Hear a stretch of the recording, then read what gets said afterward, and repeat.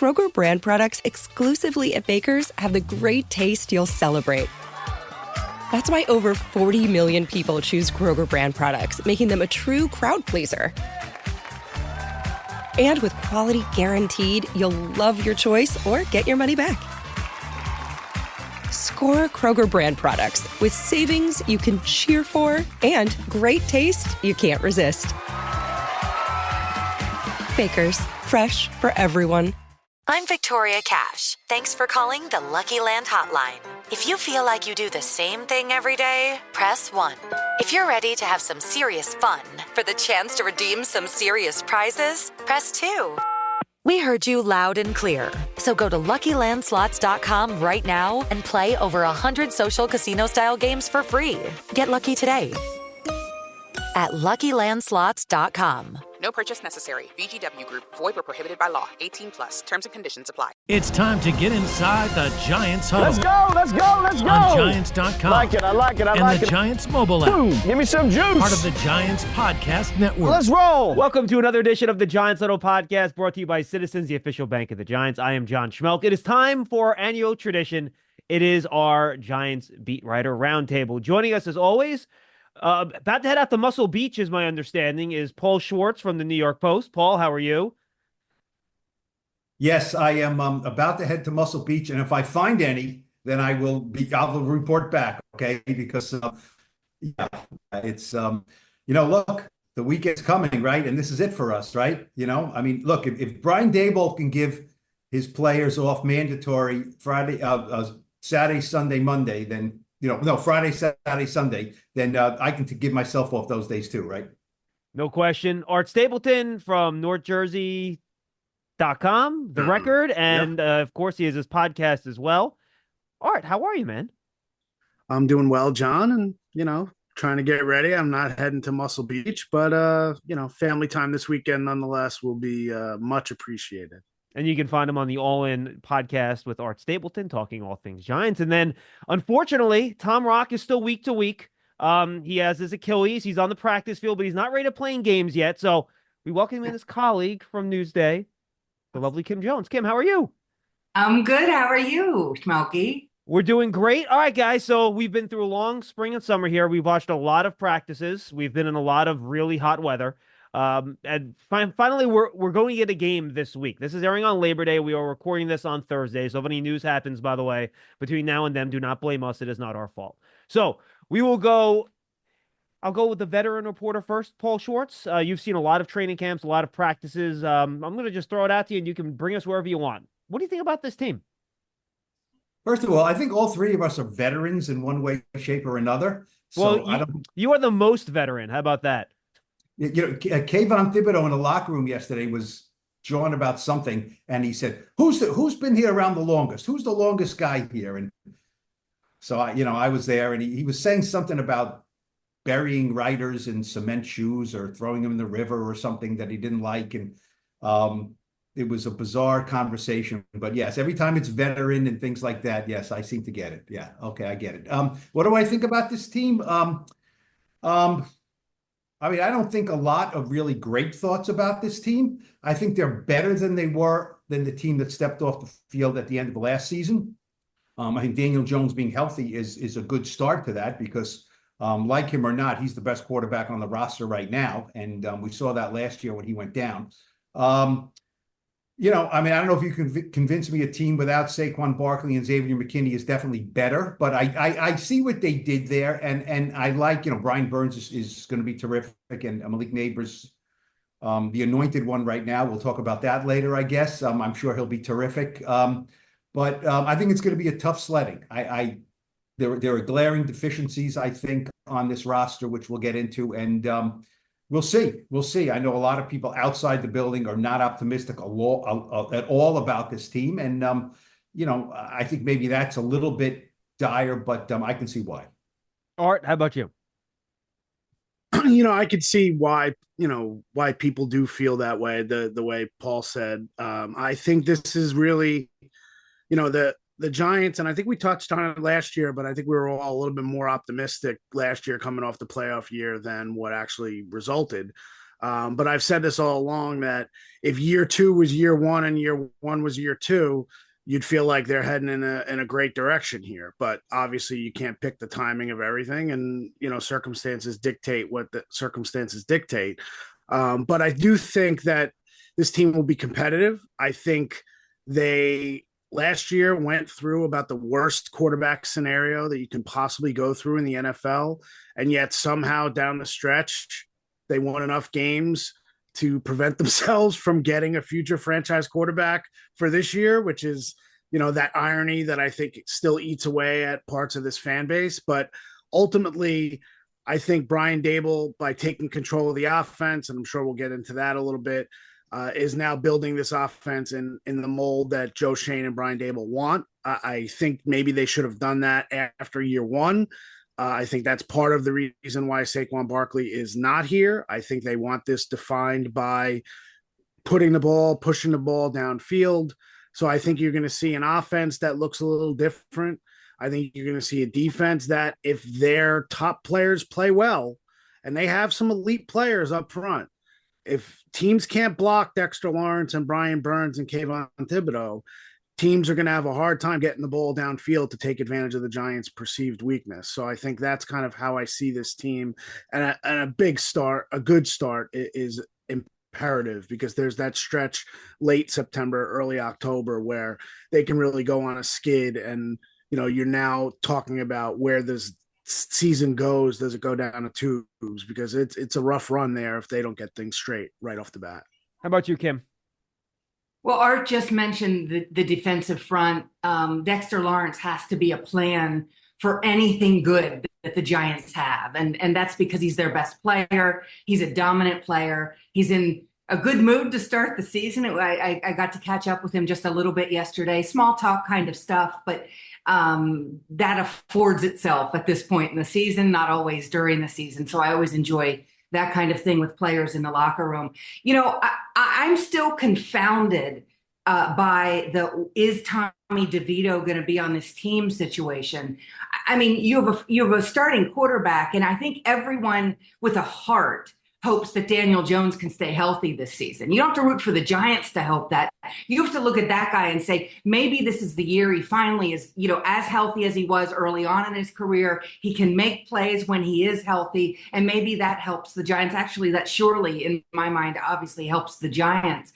But to me, it's the wide receiver core that has to define this offense. And it's not just because of Malik, although it's a lot because of Malik. And he also has players around him who, in my view, have so embraced the idea of what Malik does for them that I find it interesting. I find it very team friendly and team inclusion type of thing.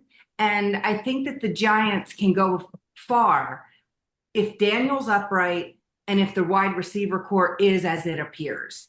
Does it carry everything? No, because none of them play cornerback. Yeah, and I think this is a good place to start, Kim, is talk about what's going on around the quarterback, right? And Paul, I want to start with you here because you've been watching practice longer than all of us. This is my 18th season. So I've been watching Giant training camp practices now for 18 years. And I will put a caveat here that Odell Beckham Jr. missed a lot of training camp with a hamstring, so he's not included in this statement. But Malik Neighbors is probably the most impressive rookie I have seen in a Giants training camp in my years watching the team. I talked to Bob Pop about this, who has been around as long as you have, and he said maybe Jeremy Shockey is another guy that jumped out to him as a rookie that was really, really dominant in his first year. How does Neighbors rank for you in terms of rookies you see him in camp, and frankly, how quickly he's been dominant? It's funny. I have a story coming out for our post-special section about the rise of the wide receiver and how the young guys, now it's like, Malik will just do what Jamar Chase did or what Justin Jefferson did or what Odell Beckham did, and it's like, well, maybe he will, but there's no question that years ago, I remember when Amani Toomer came into the league, okay, as a second round draft pick. Now, he was not Malik Neighbors, he was not considered that type of player, but Amani told me they didn't want me to succeed as a rookie. Dan Reeves hated rookies. They did everything they could to keep rookies off the field because they didn't trust us. Wow. You know what I mean? So he said, it was basically, and I remember it's like, okay, the rookies, remember rookie quarterbacks? They were like, thank you for coming.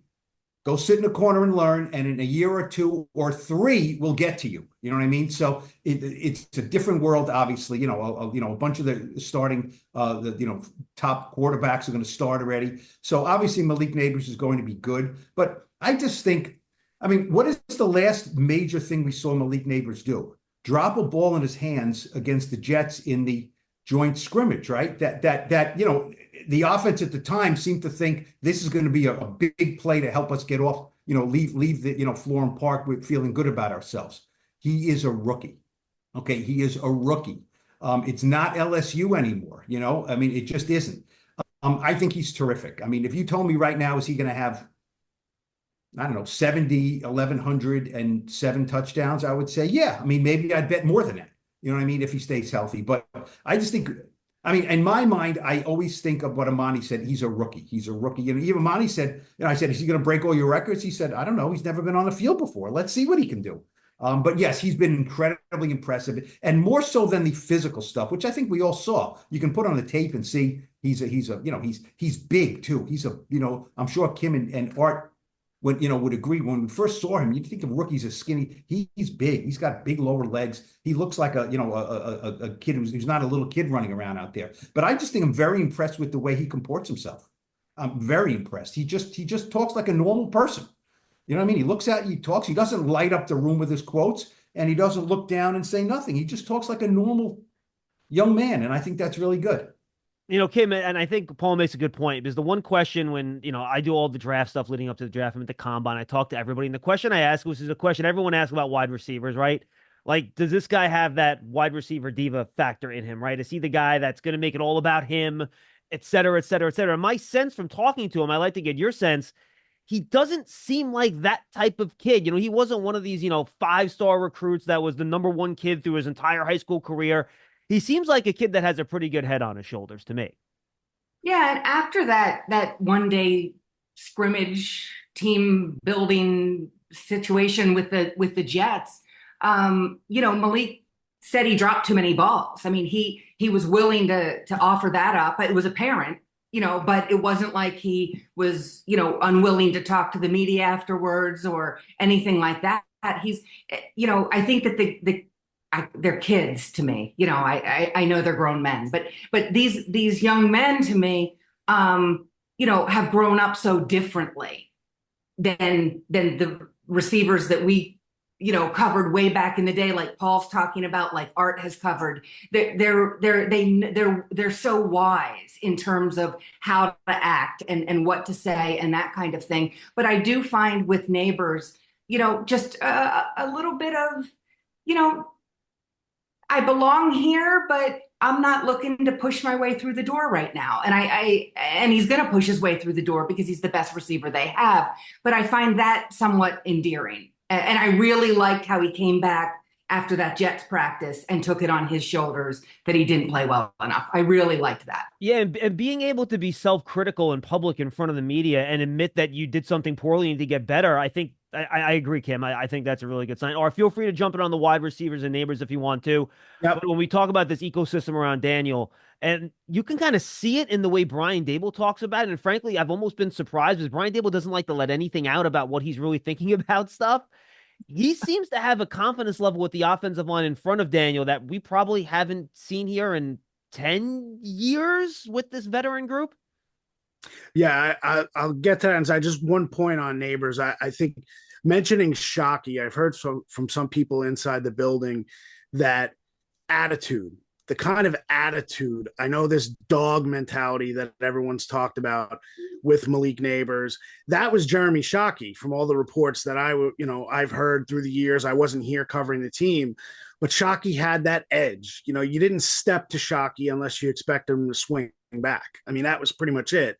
And I thought it was ironic that in the 2 joint practices against the Lions, Malik, I think, caught 17 of 18 passes in the 2 days. The one he didn't was the one he got into the fight, and they're throwing punches because it's just that edge. And I think that they embrace that. I think Brian Dable loves the fact that he has a player on this offense now that is not Mr. Nice Guy, and it doesn't mean he's a bad guy. I think Brandon Brown nailed it.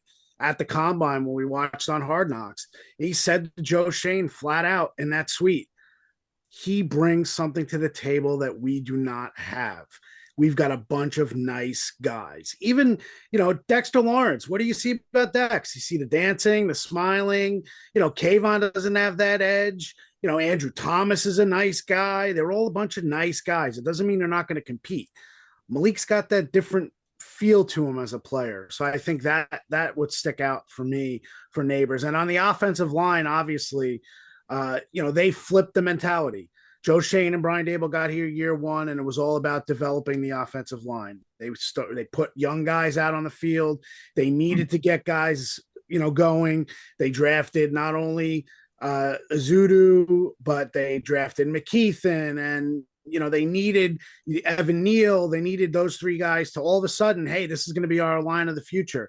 And what they ran into is the idea of you need a lot of things to go right in order to develop young offensive linemen and rely on them very quickly. So I think one of the reasons why Brian Dable is so confident in what they have up front now is that there's a tangible aspect to John Runyon, Jermaine Illuminor, and Greg Van Roten. You know what you're getting with those guys on the field.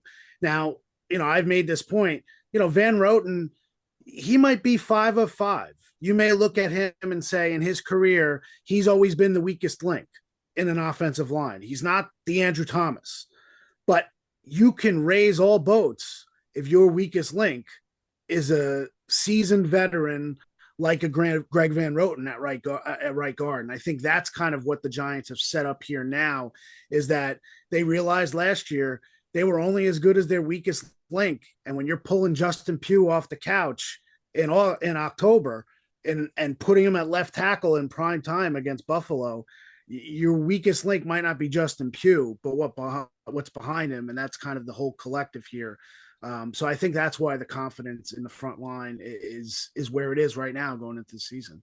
You're ready for a change. Payday comes early with Citizens, so go to that retreat. New You moves to the country. Now you're raising goats and launching a lifestyle brand. Are you ready for all that life brings? Is getting gas at Exxon burning a hole in your wallet? Get the Drop app. With Drop, you can earn free gift cards just by filling up your tank. Download Drop now. Use code DROP66 to instantly receive $5 in points. And, Kim, and I think when you look at this roster, it's very young, right? I looked at it. There's only 9 players that are over 27-year-olds on the roster. And I find it interesting that 4 of those 9 are offensive linemen that they brought in this offseason. Jermaine Illuminor, Aaron Stinney, Greg Van Roten, and I'm missing one. Who's the 4th guy? There's one more in that, and Austin Schlottman. He's those are the 4 veterans, and I just feel like we saw what happened last year when guys got hurt. They went into the season saying, "Look, we're not going to get into that situation," and they kept 10 offensive linemen, which is a lot. And they have so many guys that have played games, and I just feel like they know they need to have a raised floor in terms of offensive line play. So, frankly, all of us do not have to sit through the offensive football we saw through most of last year. Yeah, I mean, the offensive line should be better, seems to be better. They're professional in talking with the media, that kind of thing. The one that still confounds me, Evan Neal. I mean, top draft pick, a top 10 draft pick, obviously by Joe Shane, and it's just not working out. And he can't get on the field. And what if he does have to get on the field? How's he going to play? Is he going to be up to the task? Because you and I both know, we all know, offensive lines, generally speaking, don't go through the entire season without an injury or a couple. We've seen that already. So, Evan Neal, to me, could end up having to play a vital role on this line. What happens then? I truly hope, only because of this narrative, I kind of hope he's up to it. I'm just not in any way, shape, or form sure of it. Yeah, it sounds like, based on what we heard from Joe Shane and Brian Dable last week, he's basically locked in at right tackle. They have not thought about using me at guard yet. So I would imagine that they'll kind of use Illuminor as the swing guy, right? So if, and the Giants do not want this to happen, if Andrew Thomas has to miss some time, Illuminor would move to left tackle, then Neal would probably slide in at right tackle. And then, you're right, Kim. We'll have to see if he's ready, and maybe some more time on the field. The Carmen Brasillo can make that happen. So, Paul, we've talked about the O-line, we've talked about the wide receivers. What does that improvement in these two units mean for Daniel Jones? Because I did this the other day. I went back and I looked at the last 5 years with Daniel Jones. The Giants have had a receiver gain more than 750 yards in Daniel Jones's time here once. It was Darius Slayton. He gained 751. Darius Slayton has been the leading receiver for this team in 4 of the last 5 years. The other one was Kenny Golladay. You look at other teams around the league, you will not see a situation with that low of production at the top of the wide receiver chart. We know what the offensive line has looked like over the past 5 years. So I think this is the best situation that's been around Daniel since he's been here. What does this mean for the quarterback? And what does that mean for how high or much higher he can raise his level of play here for the Giants in 2024? It's funny. I think whenever we ask Daniel, is this the best group of wide receivers you've had? How many times have we asked that to Eli Manning over 16 years, right? Every 2 or 3 years. Eli, is this the best group? And he would say, he would say, he wouldn't say yes and he wouldn't say no. And he would say how good they are. And, if it was Manningham and Cruz and Nix, the answer was yes, right? It was Plaxico and Amani and Steve Smith. The answer was yes. And the other years, it was like, nah, not really. So, this is a good group. Jalen Hyatt is still waiting to catch his first touchdown pass. You know what I mean? So, we'll see. We'll see. We talked about Neighbors. Slayton is, Slayton's numbers might go down. They probably will go down. We can always pencil him in for 50 and 720, right? But I think the Giants would like if those numbers go down because that means Hyatts are going up with more big play potential. Neighbors is certainly going up. And even Wan'Dale, if he stays healthy, Wan'Dale should be one of those slot guys who runs around and catches 80 passes, right? So, for Daniel, I think it'll give him a chance. That's what it will give him. You can't have offensive linemen on the field who don't know what they're doing. And there were times right? There were times last year. You're not wrong. You're not wrong. They didn't know what they were doing. So I am very confident that if Andrew Thomas and John Runyon get beat on a trick, right? They will go back to the bench and they will talk about it, and then they won't get beat on it again. Everyone gets beat. Everyone gets beat. I was just listening to I think Mark Schlereth on one of the radio shows or something, and he said we're the only position on the field, but we're the worst athletes on the field, and we have to block against the best athletes on the field every play. The old, us fat guys can't stop the athletes kind of thing. But so they're going to get beat. And so I think it gives Daniel a chance. I hope he stays healthy. That's the main thing. I think, kind of not underreported, but, it was just, Daniel Jones tore his ACL. He'll come back and he'll be ready for next year. You know how much blood, sweat, and tears goes into just me saying or writing that in one paragraph? They expect him to be back next year, right? And every day he's in there. And, I talked to him a little bit yesterday, and he's, on Wednesday in the locker room. And he's, he talked about, all the guys who helped him. And he said, I know it's their job. He said, I know it's their job of Ronnie Barnes and all the trainers to help me. I know it's their job. But he said, they really did their job and they put their heart into it. And so did Daniel. We know he's a hard worker, so he's healthy. And that's what I want to see. Is he going to be on the team next year? Are we going to be doing this roundtable, God willing, next year and talking about Daniel Jones? I don't know. I think the odds are probably against it, but let's let him be healthy with a competent offensive line. And then, whatever happens, happens. Guys, think about this for a minute, just to jump in here. Daniel Jones not only went through that grueling rehab this offseason, after a year in which he got his contract that was supposed to validate him being here, right, off the playoffs, did not play well, had a neck injury, then had the knee injury. Then he had to essentially hear from February on about how the Giants were going to draft a quarterback. Then he had to watch quarterbacks come here, all of them come here on 30 visits and walk through the building and basically walk past his locker in the locker room. So you take all of that. And by the way, Art, have that all televised. And then, and I was going to say, you take all of that and then 3 months later, have to relive it again when everyone publicly gets to see it. Again, I don't know. I agree with Paul, and I'm sure Kim feels the same way because we've had conversations. I don't know what Daniel Jones is going to be. I don't know if he's going to absorb what happened last year the way David Carr did and wreck David Carr's career. And he's just shell shocked. And, I thought watching that preseason game in Houston, I think Daniel Jones is almost anticipating not having enough time, and I think that's kind of part of this progression too, knowing that, hey, this offensive line might actually give me a pocket. I don't have to run out of it too quickly. That mental aspect of it, I think beyond the physical, I think mentally where Daniel Jones is, we know who he is physically. We know his limitations. We know his positives. But mentally, is he ready to come in here and compete from day one at the highest level possible? Because if he's not going to reach his potential. And in turn, this team is not going to reach its potential. Yeah. Final thing on the offense to you, Kim, before we jump over to the defense here. Maybe I've been blue-pilled a little bit. I don't know. I'm actually excited about this offense for the first time in quite a while, to be honest with you. I know Saquon's not here, but like most other NFL offenses, you think the best player on this offense is now going to be a wide receiver. I think it's easier. And Brian Dable, frankly, would rather have his offense built around a wide receiver than he would a running back based on what we've seen in prior spots. We talked about the offensive line being better. I'm not saying this is a top 10 offense. They're going to score 27 points a game or anything like that, but I think we are going to have a significantly better offensive football than what we've seen here over the past couple of years. Yeah, I think that's undeniably true, or should be true, and if it's not, a whole lot of people have to answer for that. They brought in a really good offensive line coach, and the offensive line is always the sticking point for the Giants. Maybe this year it's one of the shining lights. I think that, a Giants fan who thinks that right now, I wouldn't try to dissuade him or her. I mean, they've done a good job, it seems, with getting this line together, putting in the spare parts, if you will, when they've needed to, but they seem to be healthy going into the season. That's good news.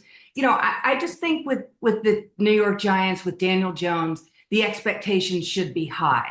These are professional athletes. They're not still in college. They don't need to be babied. And I do think it's time for Daniel Jones to lead a team to the absolute best of his ability to go somewhere after the final regular season week of the season. And I know he did it once. I think he needs to do it again this season. And if he would, I think he'd prove a whole lot of people wrong. I lied. I said that'll be the last thing on the offense. Real quick, Art and Paul, you guys can both take this quickly. What difference do you think Brian Dable's play calling does make for this? How much different does this look because of Dable in combination with the new pieces they have on offense? Art, why don't you go first? I don't think this was a knock on Mike Kafka. I'll say that. I'll put that out. I know I agree. That's not the outside perception, but I think Brian Dable realized, his greatest strength is as a play caller. I mean, the reason he has this Giants job is because of what he did as an offensive coordinator and a play caller. So you take out the middleman, Kafka's up in the booth, he's relaying stuff. Then when things go wrong, Dable is going to be aggressive. He's going to not shy away from being aggressive. And the only people he has to answer to are up the food chain. He's not the OC that has to answer to the head coach. He answers to himself. And I think that's going to be the biggest thing that we're going to see on this offense, is that no matter what, they are going to keep attacking. And it may look ugly early on, but ultimately in this league, if you don't hit explosive plays, you are not going to score. And we have seen that from the Giants the last 2 years. Paul? Yeah, I mean, I think it made total sense 2 years ago when he came in and said, I'm not going to call the plays. He's a rookie head coach. He got a lot on his plate. He elevated a guy, Mike Kafka, who never called plays at any level, right? He never called plays. He worked for Andy Reid. Andy Reid calls the plays. So he gave it to him. I don't think Mike Kafka was incompetent, and I think he is smart.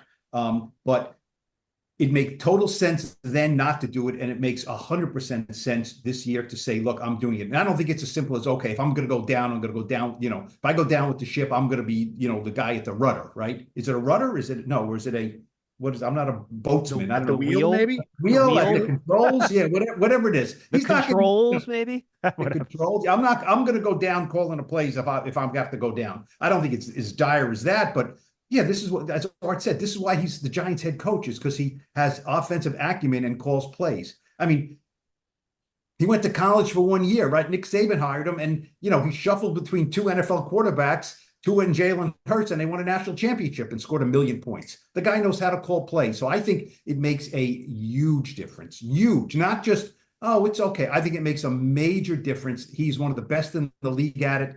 And as Art said, he doesn't have to, if he does something and it doesn't work out, he just goes home and looks in the mirror and says, idiot, why'd you do that? So it's good. It's all on him. And I think that's a good thing. Football season is coming, and so is the next college semester. If you need funding, a Citizens student loan could help you pay for 100% of your school certified costs. Get your rate quote in about 2 minutes at citizensbank.com/pay-for-college. Kim, defense. This front's going to be a lot of fun. You talked about Dexter Lawrence earlier. You got Brian Burns, who, boy, he was great talking to the media the other day. He just seems like such a nice guy. And then you have Kayvon Thibodeau, who I know he thinks he's going to take another step here in year number 3. But this front, I'm not going to quite harken back to the OC Strahan, Justin Tuck. We're not there yet, but this should be fun.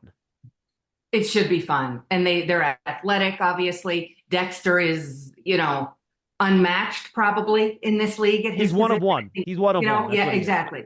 So, I look at the defensive front for the Giants as a lot of fun. I actually sat down with Brian Burns very early in training camp for an interview that'll be in Newsday's season preview issue. And I was really struck by a couple of things, guys. First of all, he thanked me profusely for asking him to do the interview. That kind of stuff resonates with me, maybe not with anyone else. I know that's an eye roll for some people, but it matters sometimes in that kind of getting to know a new player on the team, a big player on the team. It matters to me. So he was also not hurried with his answers. When I finished, he said, "Is that all you need?"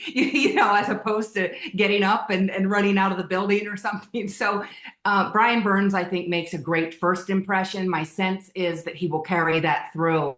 And it would not surprise me if Dexter Lawrence thinks that Brian Burns already has been very, very good for that room, because I'm pretty sure Dexter believes that. Yeah, and I don't want to relate this back to the offense already here, Paul, but if you can just play with the lead a little bit, and the Giants have been the worst first quarter scoring team in football the last 2 years, and this goes back to the year they made the playoffs. Remember, they had all those wins in 2022 are comeback wins. They didn't have leads in those games. They had to come back. If they could just play with the lead a little bit and let these pass rushers go to work, I think that's one of the reasons Brian Burns' sack totals have been depressed over the course of his career. Because the Panthers have stunk. They won 5 games a year. They never had leads. They couldn't score. If you could just get this defense a lead a little bit, I think it helps your defensive line, and it allows that defensive line to maybe protect the back end a little bit, which we all know might be a weakness. Schmeelk, you're teeing Paul up for the conversation that we had at Brian Burns' locker. So go ahead, Paul. I'm waiting for this one. Yeah. What was the stat, Art? He had not taken a snap with the lead in the fourth quarter. Last year, because the 2 games they won were on field goals. Is that true? So he did not take a snap with the lead. Okay. Because I said to him, Brian, we always talk about, look, for 100 years, we've been, I've been talking to these guys, what is it like, do you want to just pin your ears back? We always say that. I don't even know what that means. And we know what it means, but I don't think anyone pins their ears back. You just want to pin your ears back and go after the quarterback. But I mean, if we all know what that means, Brian Burns had never been able to do that, right? He can't pin his ears back. They're losing the game in Carolina, and the team wants to run the ball. And so, yeah, this should be fun. When Kim was talking, I couldn't help but smile when she was talking about Brian Burns, and he was great to sit down with. He's a little bit playful too. He loves his Spider-Man. He's got the Spider-Man, and he kind of, and so, Art and I don't think Kim will relate to this quite as much, but Art and I, as comic book Spider-Man, aficionados, somebody asked him at his locker on Wednesday, so how's Spider-Man doing in New York? In the city, and he just goes, without missing a beat, he goes, I've been swinging around. It's like you had me at hello. It's a great, you had, I could just see him up there, some night after a game, and he's up there swinging around up in Manhattan, and he also told a great story about screwing up at the Lincoln Tunnel and going through the Lincoln Tunnel, and then something happened, and he made the wrong turn and got back and went back through the Lincoln Tunnel, and so he's going up back at Lincoln Tunnel, and me stupidly says, with the tolls, that's expensive. And I'm thinking, Which is what we would think, right? Geez, I got to pay an extra $15 in the toll here. And I'm thinking, what was his contract? 141 or something? So, the easy pass is probably not the first thing on his mind, but he did say he let out a few choice words when he's going back through the tunnel where he doesn't want to go through. So let's hope his pathway to the quarterback when he pins his ears back is a little more direct than, going back and forth through the Lincoln Tunnel. Sounds like a lead to a feature story that's going to appear in the New York Post, if it has not already by the time this show airs. You love turf. You're good at it. So you start a turf biz. Business grows, your savings grow. Become the most celebrated name in turf. Are you ready for all that life brings? Is getting gas at Exxon burning a hole in your wallet? Get the Drop app. With Drop, you can earn free gift cards just by filling up your tank. Download Drop now. Use code DROP66 to instantly receive $5 in points. Yeah, keep your eyes open, Art. Keep your eyes open. That could be coming to a website near you. Yes. I think real quickly, the question is, can this front cover up where maybe you have a lot of youth and not quite the amount of resources put into the position that you have up front here? I don't know necessarily if it's going to cover up. I mean, you look at all the statistics and the performance that we want to talk about, Shane Bowen's defense in Tennessee. You pretty much see that, they've had issues on the back end. It's not that they've ignored it, but they haven't put their resources into the back end. So, you would imagine that early on in the season, you're going to see some weaknesses that show themselves. A big thing that I think everyone in this building, and I know Brian Dable, was criticized for his little what they captured in Hard Knocks in Joe Shane's office when he just looked at his phone and, spit out the defensive rankings of Shane Bowen when he told Joe Shane that that he was going to hire him. And it was he's, red zone defense is ranked, whatever. And, against the run, they're ranked this. They could not stop the run for anything under Wink Martindale. And I think that will be a big focus for this defense, and that will set up the front, because if they can't stop the run the way they haven't been able to stop the run the last 2 years, I think they're not going to get into those pass situations. And I think all the previous defensive coordinator here wanted was to get to 2nd and long, 3rd and long, and then unleash the hounds. And I think this defense wants to play a little bit, people want to say conservative. I think it's more strategic. I think they want to win first down and then set themselves up for success with one-on-ones in certain situations. And I think, they're going to be a work in progress. There's going to be times where if it's Cordell Flott or Nick McLeod or someone else who ends up on this team playing opposite Tay Banks, or even Tay Banks, he's only in his 2nd year. He had a solid year, but there were games where he was attacked and, he gained valuable lessons. I mean, I remember the touchdown to DK Metcalf where he just lulled Tay to sleep in the end zone and caught the touchdown. I mean, they are very, very young. But I do think that Okereke in the middle, we know what he did last year. I think he's a stud, and I think he's probably vastly overrated league-wide for what he brings to this defense. I think the safeties could be pretty good here. I really do. And I think Tyler Nubin is one of those players that the more we see him on the field, the more he's going to morph into a leader on this team a lot faster than what people think. So to answer your question in a long-winded way, John, I think the secondary will have its issues, but if they can win up front, they're going to have a lot more positive plays than negative plays if they can put this whole thing together. Yeah, and it's funny. I think they kind of have put their resources into the secondary arc, but it's been draft pick resources, right? And you mentioned it's a young unit. Yes. Your starting cornerback is a 1st-round pick. Your other starting cornerback's a 3rd-round pick. Your starting nickel's a 3rd-round pick. Your starting safety's a 2nd-round pick. And then, Pinnock was a waiver claim. Dane Belton's a 4th-rounder. That's fine. Sure. It's just Kim, a lot of youth. And it's funny, when everyone talks about the secondary where there could be some issues, I think the assumption is, well, at least you have Deontay Banks sitting over there and you know he's going to be great. Well, to Art's point, it's his 2nd year. He's a 1st-round pick. He's a lot of talent. But, boy, there's a lot of pressure on him. to not eliminate the other team's best wide receiver, but certainly to not let the other team's best wide receiver ruin the game for you. And for a guy in his second year that's frankly going into a second defensive system in as many years, doesn't ask him to play a lot differently than what Wink asked him to play last year. I think there's a lot of pressure on Tay Banks here to become very good very quickly. Yeah, and I think that rookies find that. I mean, Joey Porter Jr. in Pittsburgh started from day 1 too, and people didn't like his game, and he's been pretty good, from afar. I mean, I don't watch the Steelers every week, but, he's been pretty good. I haven't seen anything about their training camp, so I may be talking out of school. But, I think rookies at that position can come in if they have the agility, if they have the arm length, everything they measure at the combine, they can do it.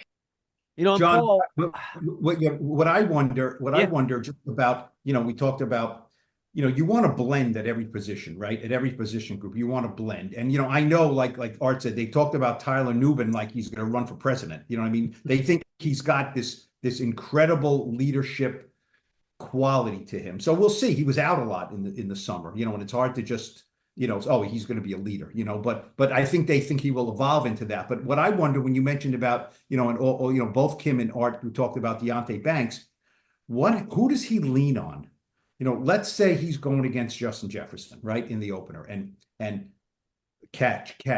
He's getting frustrated. Who does he look at? Who was the veteran? Who was the Xavier McKinney? Who's the Adoree Jackson? Who can just sit him down and say, look, okay, this is what I'm seeing. Calm down. I mean, it's not going to be Cordell Flott. It's not going to be Nick McLeod. It's not going to be Nubin. I mean, Jason Pinnock, maybe. Yeah. You know what I'm saying? There's no who's and I'm not saying you just look. They signed Jalen Mills, right? And we all thought, the Green Goblin, another comic book reference, right? He's going to come in and be like the third safety and be a veteran back there. And he got hurt and he didn't make the team. So as Kim is right, they could have signed a cornerback or a safety with 5 or 6 years in the league who maybe has lost a little something, but he's a veteran. Okay, we kind of know what he can do when you plug him in. And they chose not to go that way, really. Trey Herndon was here all summer, right? And he, so I get it. They're going to have a lot of young guys there. And I just wonder, you mentioned Deonte Banks, right? I mean, it's a lot on him.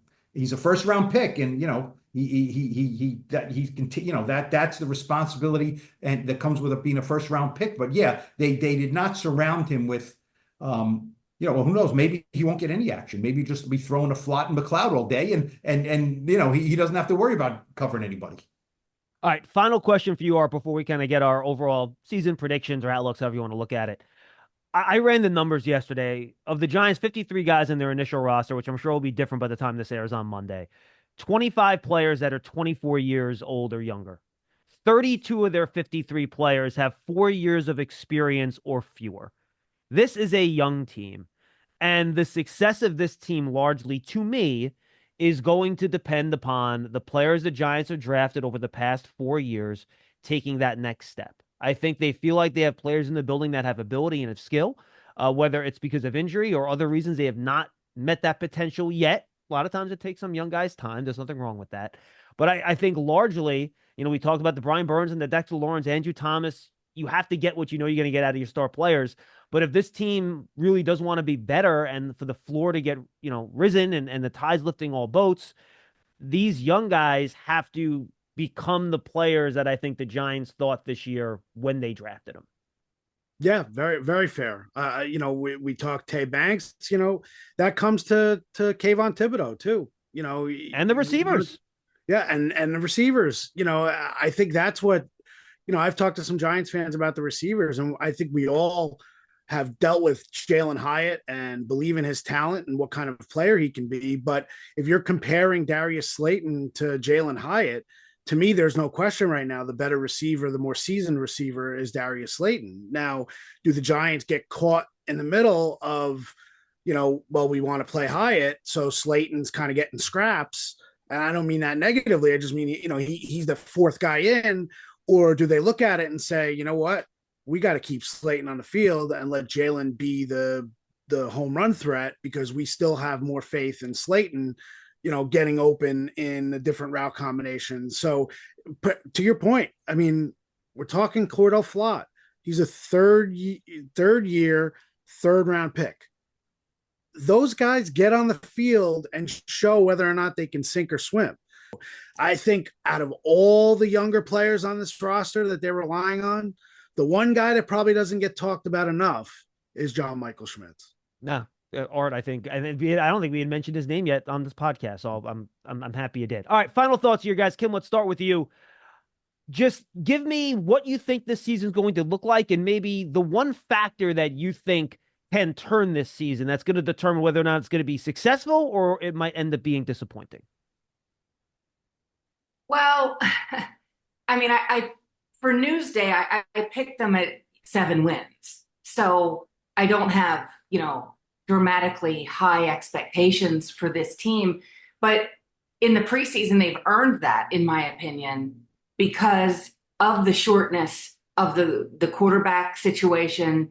You also wonder about just everything beyond the front led by Dexter. So, I look at this team and I just see too many holes that, to my eye shouldn't still be there. I know it's easy for me to say as I sit here in my kitchen, evaluating, but, they've left themselves short, particularly at corner where you absolutely can't, in my opinion.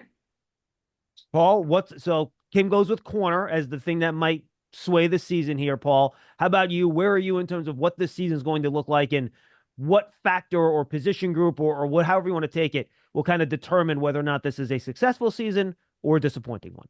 If I could look in the future and think of one stat now that will be at the end of the year, which stat would it be that will help me determine if the Giants are any good? Now, you can say, Malik Neighbors, 120 catches, or, Kayvon Thibodeau, 15 sacks. To me, the one number is Daniel Jones starts. Daniel Jones starts. If you tell me it's 15 or more, I would say they can win 8, 9, 10 games, because number one, he's healthy. Number two, he didn't play so badly that they say, we got to just make a move here or whatever. I mean, I don't think anyone in the building is salivating and saying, we got Drew Lock, we can always put him in. I don't think they're thinking that. I really don't. I think they want Daniel Jones to be the starter. So if he starts almost every game, I think that means he's healthy, and that means that he's functioning enough. So give me his starts, and I'll tell you if it's 8 or 9, not good enough. They're going to be in big trouble. If it's 14, 15 or more, I think they could be okay. All right, so we got cornerback and quarterback. I think those are two very good spots to look at. Art, how about you? I'm going to go back to the word that I used earlier, and it's not necessarily a position group. It's the explosive plays. I think if you look at the end of the season and you say this team had much more explosive plays on offense than they gave up on defense, I think they're probably going to be sitting right around 8, 9 wins and really pushing to try to surprise people and get into the playoffs again.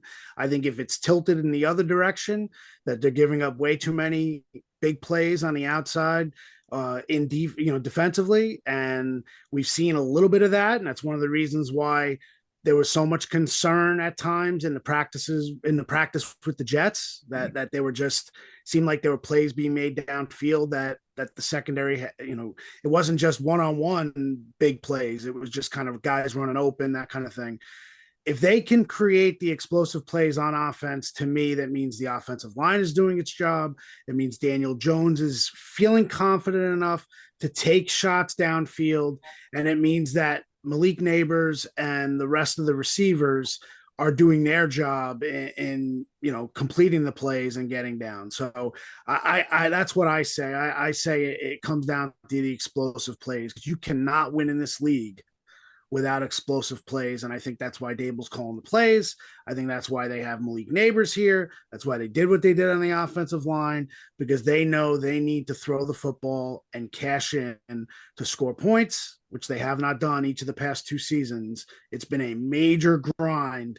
And if they think they're going to give up 3 to 4 touchdowns a game, they better be scoring 4 touchdowns a game, because if they're not, the record is not going to be anywhere near what they hope it's going to be. Yeah, I'm going to go with sack differential. Maybe I'm cheating because I get to take both sides of the ball here. But as amazing as this will sound, I think people haven't have downplayed exactly how bad the Giants' pass protection was last year. And they gave up the second most sacks in the history of the NFL. 85. That's 5 sacks a game. That is insanity. Only the Eagles in the mid-'80s, when Randall Cunningham was a rookie and he was running around not knowing what the heck he was doing, has a team given up more sacks than the Giants. They need to close that gap. I don't have on the tip of my tongue how many team sacks the Giants had on defense last year. I'm not sure if any of you guys do, but that gap needs to close to get to close to even. Can you have as many sacks with your defensive front as you give up sacks on offense? To Paul's point, that shows you a couple things in terms of sacks allowed. It shows you that Daniel Jones and Brian Dable are vibing, right? And he's getting the ball out quickly, and the offense is working because he's not taking the sacks. The offensive line is playing better. And then if the defense is getting more sacks, all this investment in the front is working. You're probably playing with more leads, and you're having an opportunity to get more sacks. So I think those 4 points that I think all of us made, you put them together, and I think those really will determine what the Giants will do. All right, each one of you real quick. Kim, let's start with you. Where can everybody find your fantastic work? At newsday.com. Paul Schwartz. Well, you can go to your local newsstand, and the New York Post will probably be sitting there. But if you don't know what a local newsstand is, then nypost.com, Twitter, I have some kind of handle with an underscore in it, which is just obscene, but they made the thing, and nobody knows what an underscore is, but I have one in my Twitter handle. So, and also a very, very attractive, very personal picture of the best pizza pie I've ever eaten. So that is also my Twitter handle. So you will be hungry for more, I guarantee you. Art, how about you? All right, it's northjersey.com, northjersey.com, not the other competitor that we always fight up against. But you mentioned the podcast earlier, All In with Art Stapleton. It's we're doing everything video now, so it's on YouTube, all your podcast platforms, and social media, in which I still spend way too much time on. It's Art_Stapleton. See, I got that underscore too, Paul, but unlike you, I spend way too much time on social media, so I kind of know it by heart now. Well, guys and gals, enjoy some time off social media this weekend. Hopefully there's no breaking news that any of us have to deal with. We can actually have our only weekend off for the next 4.5 months. Good times. Thank you to Kim. Thank you to Art. Thank you to Paul. And appreciate your time as always doing this, everybody, this time of year. I know the fans enjoy it. I do as well. Everybody enjoy your weekend. We got Giants and Vikings less than a week away when this airs on Labor Day. Can't wait. We'll see you then, everybody, on the Giants Huddle podcast, presented by Citizens, the official bank of the Giants. I'm Victoria Cash, and I want to invite you to a place called Lucky Land, where you can play over 100 social casino-style games for free for your chance to redeem some serious prizes.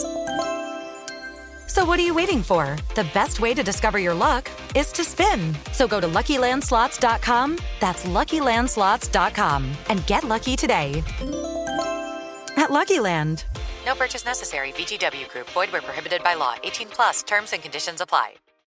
Zyn nicotine pouches deliver nicotine satisfaction anywhere, anytime, which means Zyn pairs well with you, your personality, your schedule, and your spontaneity. Zyn fits easily into your bag, pocket, and into your life because it's smoke-free, hands-free, and hassle-free. So the only person who will know you have a Zyn pouch in is you. Visit Zyn.com or head to your local convenience store today to find your Zyn. Warning, this product contains nicotine. Nicotine is an addictive chemical.